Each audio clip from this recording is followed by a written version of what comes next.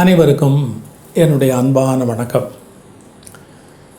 நாம் மற்றவர்களை எடை போடுறதில் அல்லது முடிவெடுக்கிறதுல அல்லது நம்ம கோணத்துலேருந்து அவங்கள ஜட்ஜ் பண்ணுறதில்ல ரொம்ப வேகம் காட்டுவோம்.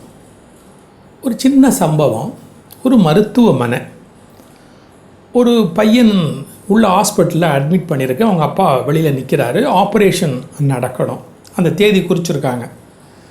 என்ன நடந்து போச்சு, இப்போ ஆப்ரேஷன் 10 மணி அப்படின்னு ஃபிக்ஸ் பண்ணியிருந்தா அந்த டாக்டர் வரணும் இல்லையா ஆப்ரேஷனுக்கு. அவர் 1 மணி நேரம் லேட்டாக வராரு, 11 மணிக்கு வராரு. இந்த உள்ள குழந்தைய அட்மிட் பண்ணியிருக்கிறாரே தேட்டருக்குள்ளே, ஆப்ரேஷன் தேட்டரில். அந்த அப்பா எவ்வளோ பதப்பார். அந்த டாக்டர் உள்ளே நுழையும் போது பார்த்துட்டு கண்ணா பின்னான்னு திட்டுறாரு. என்ன நீங்கள் டாக்டர் 10 மணிக்கு ஆப்ரேஷன் சொல்லிட்டு நீங்களே 1 மணி நேரம் லேட்டாக வரீங்களே, உங்களுக்கு கொஞ்சமாக அது அறிவு இருக்கா, உங்களுக்கு மனசாட்சி இருக்கா? உங்கள் பிள்ளையாக இருந்தால் அப்படி இருப்பீங்களா? அப்படி உங்களுக்கு அப்புறம் கத்துறாரு. அந்த டாக்டர் ஒன்றுமே சொல்லலை. சரி நான் உள்ளே போகிறேன் அப்படி உள்ளே போயிட்டார். ஆப்ரேஷன் ஒரு 2-3 மணி நேரம் ஆப்ரேஷன் நடந்தது. வெளியில் வரும்போது அதே மாதிரி அவசரமாக அந்த டாக்டர் உங்கள் பையன் நல்லாயிருக்கான், நர்ஸ் இருக்காங்க, மற்ற டீட்டெயிலாம் உங்களுக்கு சொல்லுவாங்க, நீங்கள் எல்லாம் அவங்ககிட்ட கேட்டுக்கங்க, சாரி அப்படின்ட்டு, நல்லா இருக்கான், உங்கள் பிள்ளைய பற்றி கவலைப்படாதீங்க அப்படின்ட்டு வேகமாக போயிட்டார். இவர் யோசித்தார், பிள்ளை நல்லா இருக்கான்ற செய்தியை கேட்டுட்டோம், ரொம்ப மகிழ்ச்சி. ஆனால் இந்த டாக்டர் இவ்வளோ அவசரமாக போகிறாரு ஆப்ரேஷன் முடிச்சுட்டு அப்படின்னு நர்ஸை பார்த்து, என்ன அவர் இவ்வளோ அவசரமாக போகிறாரு, வரும்போதே லேட்டாக வந்தார், இப்போ அவசரமாக போகிறாரு, என் பிள்ளை நல்லா இருக்குன்னு சொன்னார், அது ரொம்ப சந்தோஷம், ஏன் அவருக்கு இவ்வளோ அவசரம்? இன்றைக்கி காலையில் அவர் மகன் இறந்து போயிட்டாங்க. வீட்டில் அந்த டெட் பாடி இருக்குது. இந்த ஆப்ரேஷனை உங்களோட பிள்ளைக்கு தள்ளி போட்டே போனால் நல்லா இருக்காது, முடிச்சிடணுமே அப்படிங்கிறதுக்காக அவர் வரது கொஞ்சம், அதனால தான் லேட்டாச்சு. இப்படி பதறிட்டான். அவருடைய பிள்ளை இறந்து போயிருக்கு, அதையும் அவர் பொருட்படுத்தாமல் இல்லை, ஏதோ அந்த டிலே ஆகிடுச்சு, ஓடி நம்ம பிள்ளையை காப்பாற்றணும் அப்படின்னு ஆப்ரேஷன் பண்ணியிருக்கிறாரு. எப்பேற்பட்ட டாக்டர் அப்படின்னு. எத்தனையோ டாக்டர்ஸ் அது மாதிரி இந்த உலகத்தில் மற்றவர்களுடைய நன்மையை நினச்சி வாழறவங்க. இந்த பழைய சினிமா பாட்டில் வர யாருக்கென்று அழுத போதும் தலைவன் ஆகலாம் அப்படின்னு. சார், பிறரை பற்றிய அக்கறை இருக்குது பார்த்தீங்களா, மற்றவங்களுக்கான அக்கறை. நான் சொல்லுவேன் அடிக்கடி, த கன்சர்ன் ஃபார் அதர்ஸ் அப்படின்னு. அதுதான் லீடர்ஷிப் குவாலிட்டிலேயே தி பெஸ்ட் குவாலிட்டி. அவங்க தான் தலைவராகிறாங்க, இல்லாட்டி அவங்க ஏன் தலைவராகணும் இல்லையா? தன்னை பற்றி மட்டுமே கவலைப்படுறவங்க அப்படின்னு சொன்னால் அவங்க தலைவராக யாருக்கு என்ன பிரயோஜனம்? கொஞ்சம் யோசிச்சு பாருங்கள். இந்த காட்டுக்கு கூட சார் சிங்கத்தினுடைய தலைமையை பெருசாக பேசுவோம், சிங்கம் காட்டுக்கு தலைமைன்னு. என்னுடைய அபிப்பிராயத்தில் சிங்கத்தால் காட்டுக்கு ஒரே ஒரு பிரயோஜனம், சிங்கம் இருக்குன்னு யாரும் உள்ளே போக மாட்டேன், அதனால் மற்ற விலங்கெல்லாம் கொஞ்சம் பாதுகாப்பாக இருக்கும், வேட்டைக்கு போகிறவெல்லாம் பயப்படுவான். ஆனால் சிங்கம் காட்டோட நன்மைக்கு ஒன்றுமே பண்ணாது, காட்டோட அபிவிருத்திக்கு, மற்ற சக விலங்குகளுடைய நன்மைக்கு. எப்படி தெரிஞ்சு போட்டோமோ தெரியாமல் போட்டோமோ நம்ம சிம்மாசனம்னு போட்டோம்.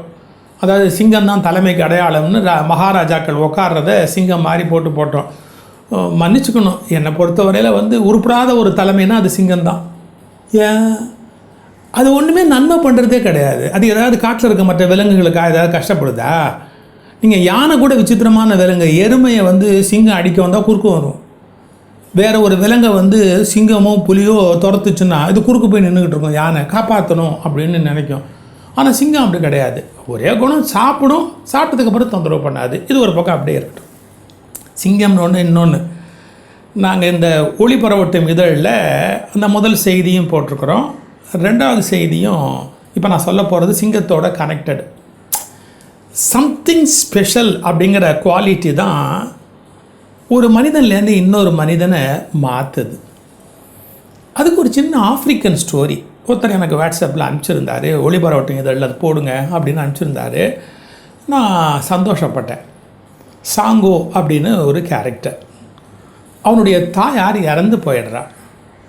இறந்து போன உடனே அவங்க அப்பா இவரை வழியில் பையனை காப்பாற்றணுமே அப்படின்னு மறு திருமணம் பண்ணிக்கிறார். ஆஃப்ரிக்கன் கல்ச்சரில் ஒரு மேல் 2-3 பெண்களை திருமணம் பண்ணிக்கிறதே ரொம்ப சர்வசாதாரணம். பழங்குடி மக்கள் வாழ்க்கையில் எல்லாமே அப்படி இருக்கும். அதுக்கு என்ன ஒரு காரணம் சொல்கிறாங்க, போர் மேல் போய் சண்டை போட்டு ஆண்கள் குறைஞ்சிருவாங்க, ஆண்களுடைய ப்ரொப்போர்ஷனேட் எண்ணிக்கை கம்மியாக இருக்கும், அப்போ வம்சம் விருத்தி ஆகணும் அப்படின்னு சொன்னால் ஒரே ஆண் 2-3 பெண்ணை கல்யாணம் பண்ணிக்கிறது அப்படிங்கிறதெல்லாம் பழங்குடி மக்கள் வாழ்க்கையில் ரொம்ப சகஜம். கல்யாணங்கிறதே பின்னாடி வந்தது. ஒரு ஆண் பல பெண்களோடு இருக்கிறது அப்படிங்கிறது அந்த விலங்கியல் வாழ்க்கையில் நம்ம டிரான்ஸ்ஃபர் ஆகிற போது ஏற்பட்ட ஒரு விபத்து. அதை பற்றி பின்னாடி ஒரு முறை பேசுகிறேன். இந்த சாங்காவோட அப்பா என்ன பண்ணுறாரு, இந்த குழந்தைய காப்பாற்றணுமே அப்படின்னு இப்படி தான் எல்லாம் சொல்லுவாங்க. பிள்ளைக்காக இன்னொரு கல்யாணம் பண்ணிக்கிறேன்னு சொல்கிறது ஒரு யூஷுவல் டயலாக் தானே. இன்னொன்று பிள்ளைய காப்பாற்றுறதும் கஷ்டம், அதையும் வச்சுக்குவோம், ஒத்துக்குவோம். நம்ம சாங்கோ இன்னொரு கல்யாணம் பண்ணிட்டார். வந்த சித்தி ரொம்ப நல்லவ. நம்ம பழைய இலக்கியங்கள்லாம் சில சித்தி காட்டுவாங்க, தன்னுடைய கணவனுடைய குழந்தைய காப்பாற்றணும் அப்படின்னு. பாக்யராஜ் படத்தில் கூட ஒரு படத்தில் வரும், அந்த சித்தி வர்ற அந்த குழந்தைக்கு தான் தாய் நிரூபிக்கிறதுக்கு அவ்வளோ கஷ்டப்படுவாள். அது நம்ப மாட்டார் அவர், அந்த கதை போகும். இது யூஷுவல் பாலிட்டிக்ஸ். அந்த சித்தி என்ன பண்ணுறான், அந்த குழந்தைகிட்ட அன்பு காட்டுனா அவன் கிட்டக்கே வர மாட்டேங்கிறான், அப்படியே தெரிச்சுக்கிட்டு ஓடுறான், தள்ளுறான். இவளுக்கு ஒரே லட்சியம், இந்த குழந்தையோட அன்பை நாம் எப்படியாவது அடையணும் அப்படின்னு. எவ்வளோ நல்லவங்க உலகத்தில் இருக்காங்க பாருங்கள். அவள் எவ்வளவோ முயற்சி பண்ணுறா, நடக்க மாட்டேங்குது.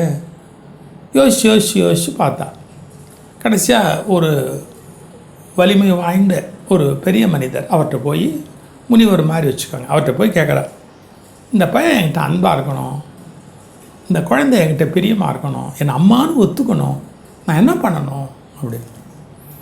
நான் அதுக்கு ஒரு ஏற்பாடு பண்ணுறேன், ஆனால் நீ ஒரு காரியம் பண்ணணும். என்ன? சிங்கத்தோட முடி இருக்குல்ல, சிங்கத்தோட முடி, அதை நீ அது உயிரோடு இருக்க சிங்கத்துலேருந்து பிடுங்கி எடுத்துகிட்டு வரணும். செய்வியா? நீ மட்டும் அதை செஞ்சிரு. அப்படி செஞ்சுட்டா நான் உனக்கு அந்த வித்தியை கற்றுக் கொடுத்துட்றேன் அப்படி. இப்போ அதே லட்சியமாக இருக்கா. காட்டுவாசிகள் தானே. என்ன பண்ணுறா, சிங்கத்துக்கு உணவு போட்டு வர. ஒரு சிங்கத்தை பார்த்தோன்னே உணவு தூக்கி போடுறா, அது உணவு சாப்பிடுது. தினம் அப்படியே அந்த உணவு போடுறா பாருங்கள். இப்போ உணவு போட்டோன்னா அது சாப்பிட்டுட்டு இப்போ சாப்பிடுறதுக்குது. ஒரு நாள் ஆச்சு, 2 நாள் ஆச்சு, ஒரு மாதம் ஓடி போச்சு. அந்த சிங்கத்துக்கு அவள் உணவு போட்டோன்னா அந்த சிங்கம் இவ தனக்கு ஒன்றும் தொந்தரவு பண்ண மாட்டா, சாப்பாடு போடுவாங்கிறத மைண்டில் ரிஜிஸ்டர் பண்ணிடுச்சு. ஒரு நாள் சாப்பாடு போட்டுட்டு அது சாப்பிட்டு முடிச்சதுக்கப்புறம் கிட்டக்கு போகிறா, அது ஒன்றுமே பண்ணல, பேசாமல் இருக்கு. நேராக கிட்டக்கு போய் என்ன பண்ணுறா, அது உடம்புலேருந்து 2 முடியை டக்குன்னு எடுக்கிறா, அது ஒன்றுமே பண்ணல, கோவப்படல, இவ்வளோ ஒன்றும் தொந்தரவு பண்ணல. சார், ஒரு காலத்துக்கு பிறகு இவங்களால் நமக்கு கெடுதல் வராதுன்னு விலங்குகள் புரிஞ்சுக்கிட்டா பாசத்துக்கு ஏங்கும். நான் இப்போ கூட யூடியூப்பில் சில சமயம் பார்த்துருக்குறேன், வளர்த்த அம்மா வளர்த்த அப்பா சிங்கத்துக்கு வீட்டிலே வளர்த்துருப்பாங்க, காட்டில் கொண்டு போய் விட்டுட்டு சார் சில வருஷம் கழித்து அந்த குரல் கொடுத்து கூப்பிடுவாங்க. வரும் பாருங்கள், நாய்க்குட்டி மாதிரி ஓடியாரு. காட்டில் இன்னும் சில சிங்கம் அங்கே போய் இன்னொரு பெண் சிங்கத்தை இணை சேர்ந்து குட்டி போட்டு அதை கூட்டிகிட்டுலாம் வரும். இவங்களை நாக்கால் நக்கி கொடுக்கும். தன்னை வளர்த்தவங்க, சாப்பாடு போட்டவங்க, பாசம் கட்டி புரளும். 2 கை அப்படி மேலே தோளில் போட்டு இட்டு, விலங்குன்னு நம்ப முடியாது, அவ்வளோ பாசங்கள். ஒரே வார்த்தை சொல்லட்டுமா, இந்த உலகம் முழுக்க ஒரே ஒரு வறுமை இருக்கு. என்ன வறுமை? அன்புக்கு எல்லோரும் ஏங்குறாங்க. யாராலும் நம்மகிட்ட அன்பு காட்ட மாட்டாங்களா அப்படிங்கிற ஏக்கம் இந்த உலகத்தினுடைய அடிநாதம். அன்புக்கு தான் இந்த உலகம் இயங்குது. அன்பு கொடுக்குறவங்க தான் இந்த உலகத்துக்கு தேவைப்படுறாங்க. நம்ம மேலே அன்பு காட்ட மாட்டாங்களா அப்படின்னு ஒரு எல்லா உயிரினமும் இயங்குது. இவன் அந்த சிங்கத்திட்ட அன்பு காட்டிட்டு அதை போய் 2 முடி எடுக்கிற பாருங்க, ஒன்றுமே பண்ணல, அது பேசாமல் இருந்தது. அதை எடுத்துகிட்டு இந்த முனிவர்கிட்ட கொடுத்த உடனே இதை எப்படி எடுத்த அப்படி மாதிரி 1 மாதம் இதே தான். பொறுமை வேணும். நம்மக்கிட்ட ஒருத்தர் நம்மளை ஏற்றுக்கணும் அப்படின்னா பொறுமை வேணும். நீ எப்படி சிங்கத்துக்கிட்ட பொறுமை காட்டினியோ அதுக்கப்புறம் அதில் முடிய எடுத்தால் கூட அதை கோச்சிக்கலையோ, இதே மாதிரி தான் மனித குலத்துலேயும். நீ நிஜமாகவே அந்த குழந்தைகிட்ட அன்பு காட்டி பொறுமையாயிரு, இன்னும் கொஞ்சம் பொறுமையாரு, உங்கள்கிட்ட அது அன்பு காட்டும். இந்த பயலுக்கு இது தெரிய வருது, நம்முடைய சித்தி நம்ம அன்பை பெறத்துக்காக சிங்கத்துக்கிட்ட போய் 2 முடி எடுத்துகிட்டு வந்திருக்கிறா அப்படின்னு. அப்போ என்ன அன்பு நம்ம சித்திக்குன்னு ஓடி அம்மான கழுத்தை கட்டிக்கிறான் அப்படின்னு அந்த கதை முடியுது. கொஞ்சம் யோசிச்சு பாருங்கள், சில பேர் மட்டும்தான் வாழ்க்கையில் அவங்க லட்சியங்களில் வெல்றாங்க. ஏன்? அவங்கக்கிட்ட ஏதோ ஒரு ஸ்பெஷல் குவாலிட்டி இருக்குது, சம்திங் ஸ்பெஷல். நான் இந்த லீடர்ஷிப் பற்றி ஒரு கிளாஸ் எடுக்கிறேன்னு சொன்னேன் பார்த்தீங்களா, அதனுடைய இதுக்கு கீழே அதனுடைய லிங்க்கு, அதாவது லிங்க் இல்லை, அதனுடைய நாங்கள் எந்த இமெயில் முகவரிக்கு நீங்கள் தொடர்பு கொள்ளணும், எந்த வாட்ஸ்அப் நம்பருக்கு தொடர்பு கொள்ளணும் அப்படிங்கிறத போட்டிருக்கிறோம். நீங்கள் அந்த கிளாஸில் சேர்ந்தீங்கன்னா நான் நிறைய செய்திகள் லீடர்ஷிப் குவாலிட்டிஸ் பற்றி நிறைய கலெக்ட் பண்ணி அவற்றையெல்லாம் ஒரு வகுப்பாக 3 நாளைக்கு வழங்குறேன். வாய்ப்பு இருக்கிறவங்க அந்த வகுப்பில் சேருங்க. ஏன்னா அதுக்கு ஒரு கட்டணம் உண்டு. அதனால் நீங்கள் வாய்ப்பு இருக்கிறவங்க அந்த வகுப்பில் சேருங்க. அதை பற்றிய செய்திகளையும் இந்த ஒளிபரவட்டும் அந்த இதழில் போட்டிருக்கிறோம். இந்த கதையும் போட்டிருக்கிறோம். சாங்கோ பாருங்கள், அவங்களுக்கு என்ன குவாலிட்டி? Something special. யார் ஜெயிக்கிறா இந்த உலகத்தில்? இந்த உலகத்தில் யார் ஜெயிக்கிறா தெரியுங்களா? Something special. ஒரு ப்ளஸ் இருக்கணும், என்னமாவது ஒரு ப்ளஸ் இருக்கணும். நான் அந்த கிளாஸுக்கு சொல்லியிருக்கிறேன், சில school leader, school people leader, class leader எப்படி போடுவாங்க? அவன் என்னமோ இருக்கிறதுல ஹைட்டாக இருப்பான். டே நீ இந்த கிளாஸில் நீ தான் ஸ்கூல் பீப்புள் லீடர் அப்படிம்பாங்க. ஏன் இருக்கிறதுலே உயரமாக இருக்கிறான், வேவு பார்க்குறதுக்கு வசதி அப்படின்னு. நல்ல மார்க் வாங்குவான், அவனை வாத்தியாருக்கு பிடிக்கும். உடனே என்ன பண்ணுவார்? நீ தாண்டா இந்த கிளாஸ் லீடரு அப்படின்னு போடுவார். ஸோ ஒரு ஒரு ஒரு சக்ஸஸ் உங்கள் லைஃப்பில் வரணுன்னா ஒரு ப்ளஸ் கண்டிப்பாக இருக்கும் உங்கள்கிட்ட.